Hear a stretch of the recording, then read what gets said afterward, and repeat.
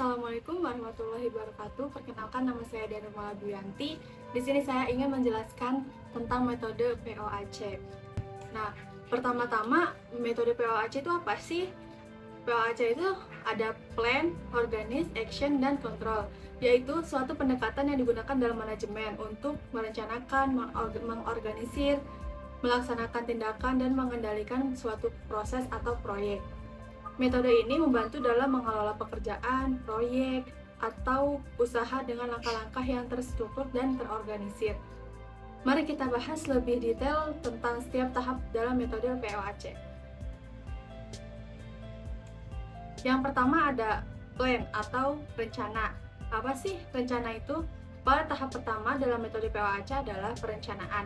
Pada perencanaan ini dilakukan identifikasi tujuan, sasaran, dan langkah-langkah yang diperlukan untuk mencapai hasil yang diinginkan. Rencana ini dapat mencakup analisis resiko, alokasi sumber daya, penentuan tim kerja, dan perencanaan waktu. Dan yang kedua ada organis atau pengorganisasian.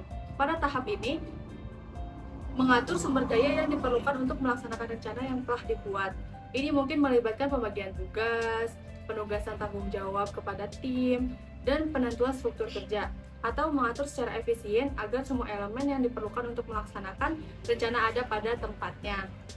Kemudian yang tahap ketiga itu action atau tindakan, yaitu setelah melakukan perencanaan dalam mengorganisir, kemudian melaksanakan tugas dan rencana yang telah ditetapkan, menjalankan langkah-langkah yang telah dirancang, mengkoordinasikan pekerjaan tim, dan melaksanakan aktivitas sesuai dengan rencana yang telah dibuat.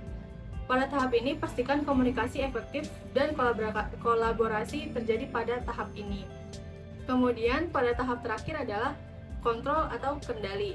Pada tahap ini, melakukan pemantauan dan mengevaluasi kemajuan serta hasil dari pelaksanaan rencana. Jika terdapat perbedaan antara hasil yang diharapkan dan yang sebenarnya, tindakan perbaikan dapat diambil. Pada tahap pengendalian ini melibatkan pemantauan kinerja, pengukuran progres, identifikasi masalah, dan pengambilan tindakan korektif bila diperlukan. Nah, apa saja sih keuntungan menggunakan metode POAC? Yang pertama itu struktur. Metode POAC memberikan struktur yang jelas sehingga meningkatkan efisiensi. Keuntungan yang kedua itu pada pengendalian. Pengendalian yang terintegrasi memungkinkan untuk pemantauan progres secara terus-menerus dan tindakan korektif jika ada deviasi dari rencana.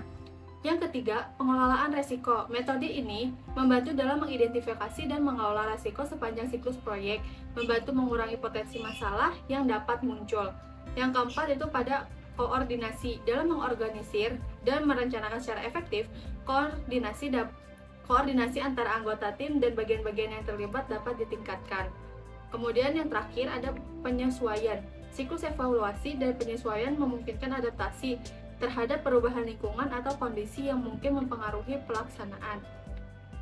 Sekian materi POAC yang bisa saya sampaikan, kurang lebihnya mohon maaf. Wassalamualaikum warahmatullahi wabarakatuh.